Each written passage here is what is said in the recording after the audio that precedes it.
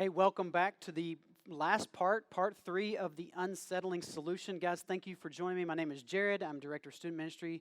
I want to, first of all, just give you a warning about today. I'm going to make everyone in the room uncomfortable today. I know it's the last one of 2019 here at Journey Church. It's our Christmas celebration today, but part of what I want to help you understand about why we celebrate Christmas is also something that we often don't want to hear about. So I'm going to make you uncomfortable. So let me just start with the uncomfortable question today that I want to get everybody on the same page on. Everybody's going to be uncomfortable. Here we go. What do you call a group of lying, cheating, selfish, greedy, porn-watching, tax-avoiding, angry, jealous, insecure, disloyal, judgmental, lonely, stressed-out people who eat too much, spend too much, drink too much, medicate too much, look at screens too much, overschedule their families, overwork themselves, but gather because they believe Jesus is the light of the world and they need more light? What do you call that? You call that the church. I know. Somebody said Christians. Hey, get close enough, right? A group of Christians who gather together. And some of you in the room are right now really relieved. Like, you're like, whew, I thought I had to be perfect to be here. And you just realized you're amongst all kinds of imperfect people here today. I mean, we all gathered here today, and we'd like to say that we're getting it all right, but we don't get it all right. So, hey, welcome to the club. This is what we do. We try to figure this out. Some of you, though, I didn't get yours on the list, and you thought of what should have been on the list, but I'm sorry I missed you. But if you'd like to go ahead and yell it out right now, I'm kidding, right? But some of you in the room too, you looked at that list, and you saw some things on that list. You're like, no, that can't be. Those two things. Well, I get. I'm one of these things, and I'm one of these things. But it was right next to one of these really bad things, and it can't be in the same list as those really bad things because I don't feel like I'm that bad. But listen, here's what Matt's been talking about this whole series long. We are the church. And the way we got to be the church was we didn't earn our way to get to be the church. We didn't deserve to be the church. God did what? He gave us grace. And so listen, here's what I want to just make unsettling for you this morning. What you have been given, if you call yourself a follower of Jesus, and those of you who don't follow Jesus, I'll get to you in a second, but if you call yourself a follower of Jesus, there is a definition Matt has been talking about that helps us define who we are as the church. So he said this, here's his definition. Grace is the unearned, undeserved, unearnable favor of God. You didn't earn it. You don't deserve it, but you get it anyway. It's not fair, but you get access to it anyway. So listen, all of us in the room are here today because we've been given grace. In fact, let me define it this way. The church has a very simple definition when you boil it all down. It's really quite simple. We are the church. We as the church, the people who gather together and do the things that they do, and we as an organization gather together to do things like for Needline and for CASA and for Moses Basket and all these different organizations. And why we do all that and why we do different things, we do Global Leadership Summit and we get together and we do Brand New, and why we do an Easter egg hunt in the community and help out with that with volunteers. While we do all that organizational stuff comes together. Listen, because of these two things. Number one, God sent His Son into the world to forgive our sins and help us get beyond ourselves. That's why we meet. That's what makes us the church. We believe we didn't deserve it, we didn't earn it, but God did something amazing. He sent Jesus to forgive us, and then Jesus' power living in us helps us to get beyond ourselves and do things for other people that we could not have done without His forgiveness and power. That's just one part of it, right? We believe that God has forgiven us. But the second part is what makes this so uncomfortable. The number two is we are responsible to extend that same grace to each other and to the world around us. We're responsible with the grace that's been given us to extend that to others. And that is the real crux of the issue, isn't it? This is why Christmas is so really... Everybody, I mean, it's sentimental, and you think about snow coming down, you think about all these good times, and Christmas is a time of peace and light and joy and all these good things. Listen, but in the end, the Christmas story should remind us of this, that we as the church are called to extend the grace we got to the other people in the world. Now listen, for those of you who would not call yourself part of the church, If you're here today and you're visiting and you're just hanging out with a friend or somebody invited you or you decided to walk in because you heard about us on Facebook and you walked in and this is your first time here, you don't really believe that Jesus did anything, you didn't think he did anything miraculous, you're not sure you believe the stories, you're not sure he rose from the dead, and that's not you. Listen, you're going to be thankful this morning because everything I'm going to talk about today, you don't have to buy into today. It's not an expectation for you. It's not something you should feel like you should go and try to figure out. But if you do call yourself a follower of Jesus, if you are a Christian, if you would say, I'm part of the church, if that's you, then you have a heavy responsibility this morning. And I want to help you understand that this idea of grace, we are so confused some days. Because we believe that we somehow, once we become part of the church, that we somehow earned our way there. Because we start to live a certain way and do certain things, and we're so generous to other people, and we look at all the good things we've done as a church, and look at all this good stuff, and we start to feel good of ourselves, and guess what we do? We start to create barriers. Because we feel like we've gotten this certain lifestyle figured out, and look, I'm good, and so God's grace rests on me because I'm good. And then we start to create a chasm, a gap, between us and the other people in our lives. And we believe that we have some special grace. And so we hold it all to ourselves. And listen, I want to help you separate two big ideas. Will you guys go to the next slide? This is the challenge for today. I'm doing the challenge up front rather than at the end. I want to do it up front because the whole sermon today is a challenge for you as a Christian, as a follower of Jesus, to figure out this question: how is God's grace changing the way you respond to others? See, we often think about the church as this organization. And listen, we are an organization. We do things together that we could not do alone. What we do at Christmas and give this money away, this huge chunk of cash away to these organizations, we do it together and we could not do it alone. This is what makes the church kind of amazing, isn't it? That there are Democrats who are as liberal as the day is long, and there are Republicans who are conservatives as, I don't know, as the day is long as well. And somehow we all sit in the same room and we work together to do something we think is worthwhile. And we come here to the church when the church is doing the right thing. Race and gender and where you're from and your ethnic group don't make a difference. You know why? Because we all come together knowing there's one thing that we agree on. And we agree that Jesus died for our sins and gave us grace we did not deserve.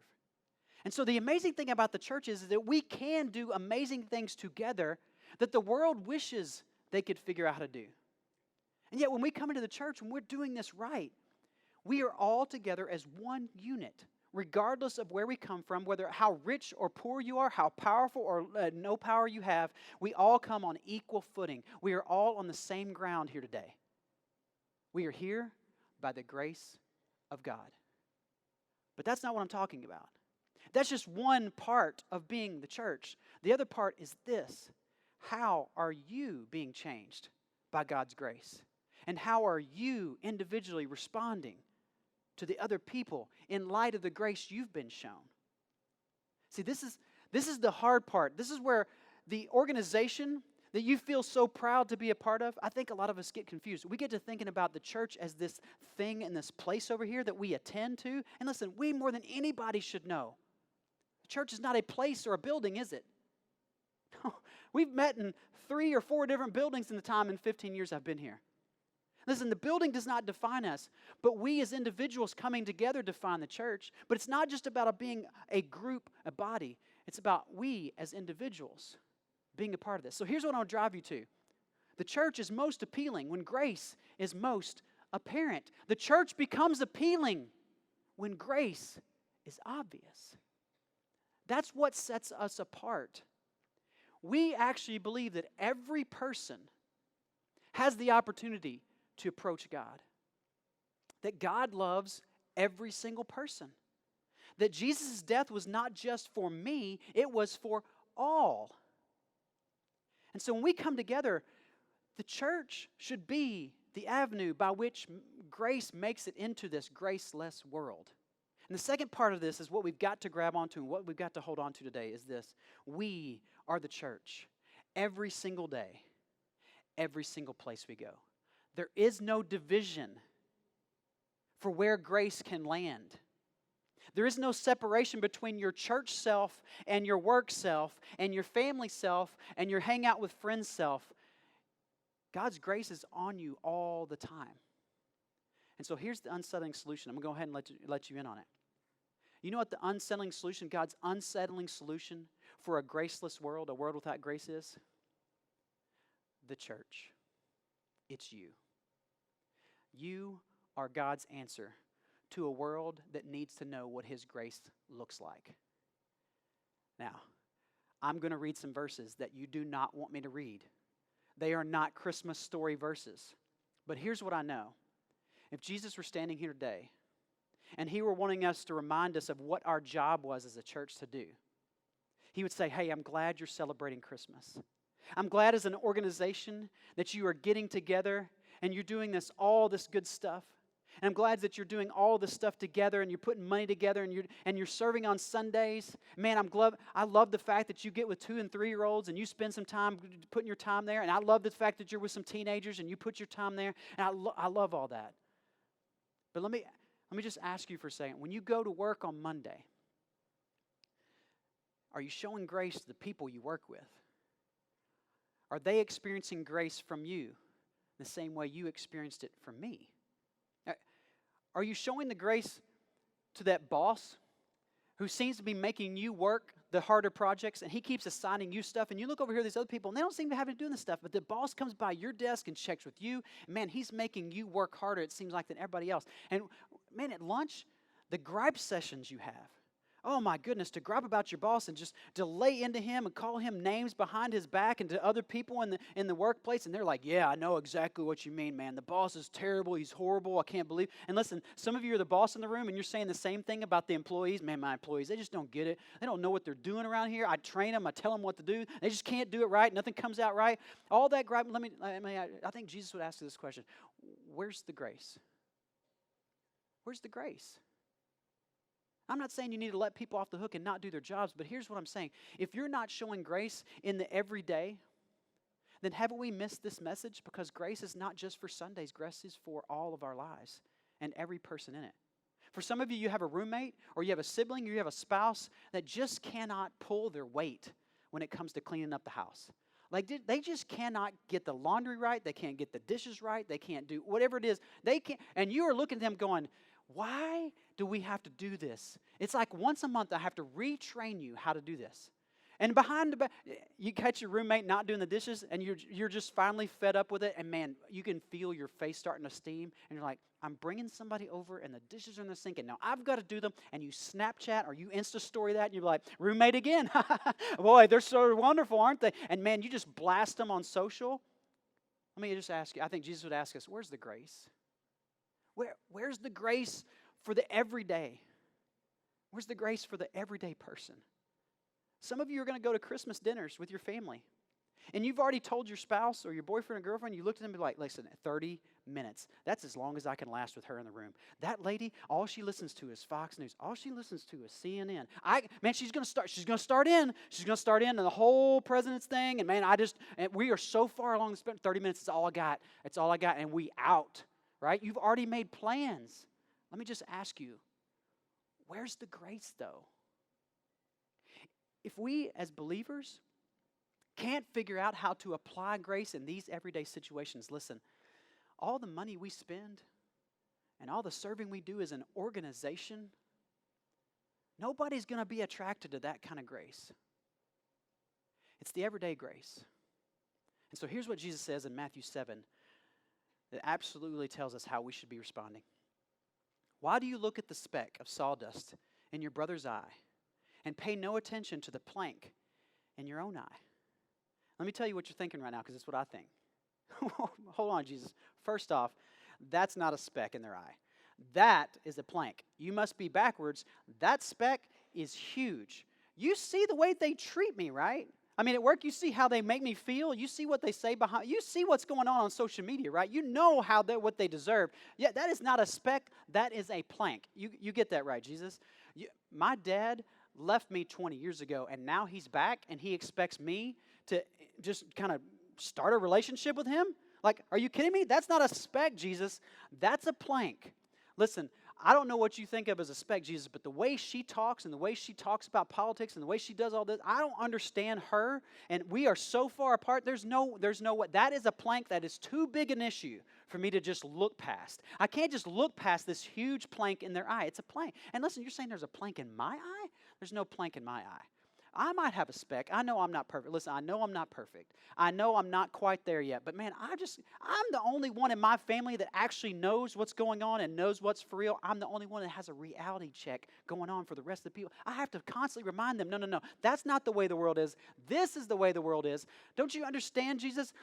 They have the plank. I have a speck. I need to help them see the way the world's supposed to run and what they should be doing and how it's supposed to be done. Oh, isn't it exhausting being right all the time? Isn't it exhausting? And here's what we do. Listen, do you think even you look at your own view on what life should be like? And listen, don't you understand that you had an education level that affects the way you see the world? Whether you had a lot of education or a little education, that has affected the way you see the world. And whether you had two parents, one parent, or you lived with the grandparents or family members and you bounced around, whatever it was, all those experiences, those affect the way you see the world.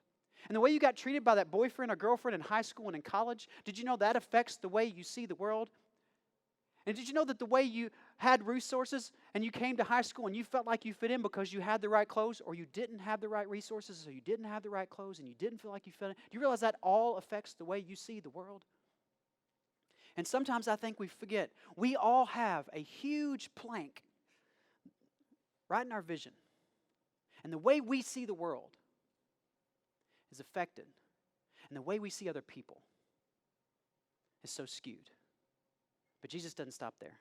He goes to verse 4. How can you say to your brother, let me take the speck out of your eye, when all the time there is a plank in your own? How can you look at them and tell them what they need to do? Not until you remove it. And here's what I want to tell you about your Heavenly Father.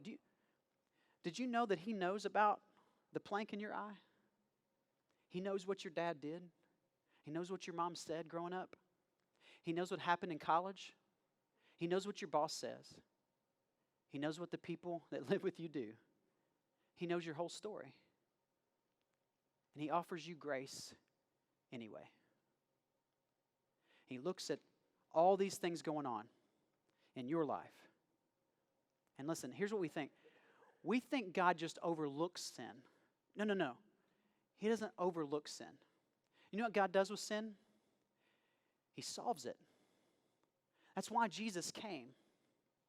See, He saw our sin and how we didn't measure up, and He gave us a solution, a gift, a grace. We didn't have to earn it. We don't deserve it. He gave it to us anyway. And Jesus says one thing. Listen, if you're not a believer here this morning, you're going to love this next verse. It's going to nail every Christian believer right between the eyes, actually right in the eyes, if you want to be honest. Look at verse 5. You hypocrite. Not my words. Jesus said that. I didn't add that in. Jesus said that. Jesus said that about His own followers? Yes, He did. You hypocrite. First take the plank out of your own eye, and then you will see clearly to remove the speck from your brother's eye. Here's church, here's what we get wrong. We forget that grace was given to us. Not because we deserve it, and not because we're generous, and not because we serve, and not because we're good. Those are all things that we do in response and gratitude for the grace we got when we did not deserve it. So how is that grace changing the way you respond to the people you see every single day? It's tough, right? But here's what we have to do. You didn't understand God's grace until somebody showed it to you. The people in your life are not going to understand God's grace until you show it to them. So your challenge is to figure out this Christmas. And the reason we have Christmas is because we get this gift of Jesus. And your job is to figure out, how do I do this? It's interesting because Paul, he was writing to the church in Romans. And he was trying to explain to them, like the essence of how we are to treat other people and why it's so important that we remember what God did for us. And he writes this one verse, and it's not a Christmas verse. Again, it's not a Christmas verse, but it's so Christmas. It's so in there. Because we realize now, looking back, what Paul was trying to get people to understand is that, do you realize how big a deal this grace thing is? Look at Romans 5:8. He says, "But God demonstrated his own love for us in this. While we were still sinners, Christ died for us." While we were still sinners, before we figured it out, before we got good, before we did anything worthy, he still sent Jesus as a gift to us. So, here's the big challenge. How is God's grace for you changing the way you treat everyone else? Because here's what I think we should be doing. We should be doing this. We should be giving what we got from God. Can you just focus this Christmas on the next few weeks? Can you just focus on giving to others what they do not deserve and they have not earned, because that's what you got? Can you flip the formula from what you got from God to give to them? Because here's the deal. Your boss, while he's still a jerk, there's grace. And your roommate, while he's still messy, there's still grace. And while your spouse is still not getting it right on your anniversary or your birthday or Christmas, just to be honest, there's still grace. And while your kids don't always get it right, there's still grace. And while your coworkers sometimes talk about you behind your back, there's still grace.